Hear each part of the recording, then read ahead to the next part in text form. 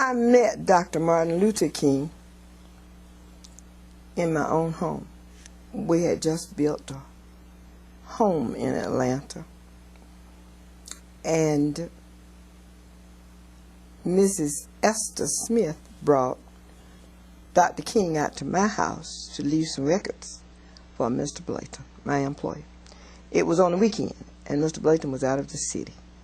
And so they were bringing them to me to get to Blayton to audit. When I first met him, he was with Ralph Abernathy, a Mr. Fears, I believe, who was the president of the Montgomery Improvement Association. That sort of gets lost in the history. But these people had started their movement, and Martin came in with them.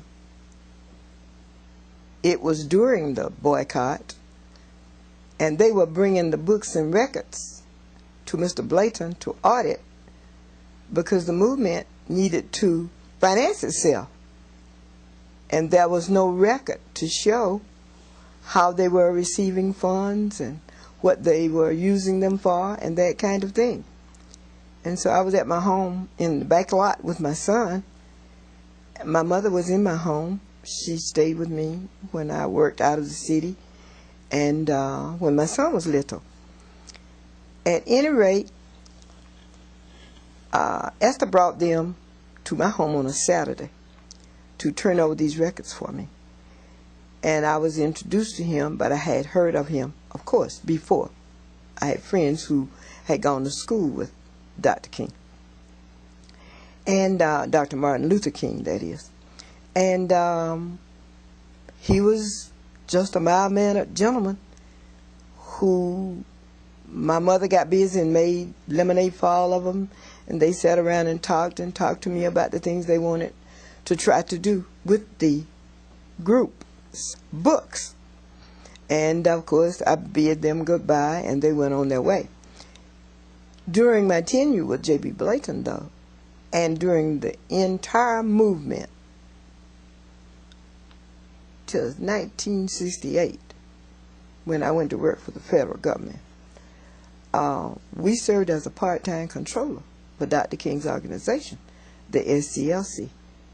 And what I did mostly was to help them to gather together the gifts, to bank them, and to keep the records.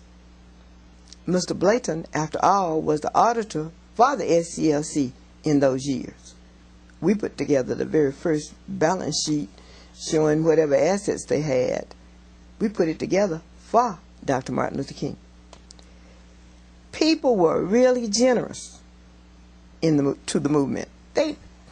Everybody wanted to change America. It wasn't just about Dr. King. It was about the whole idea of being able to be treated equal.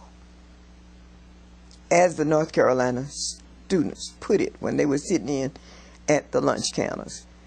And when I met Dr. King, he was just really a nice man.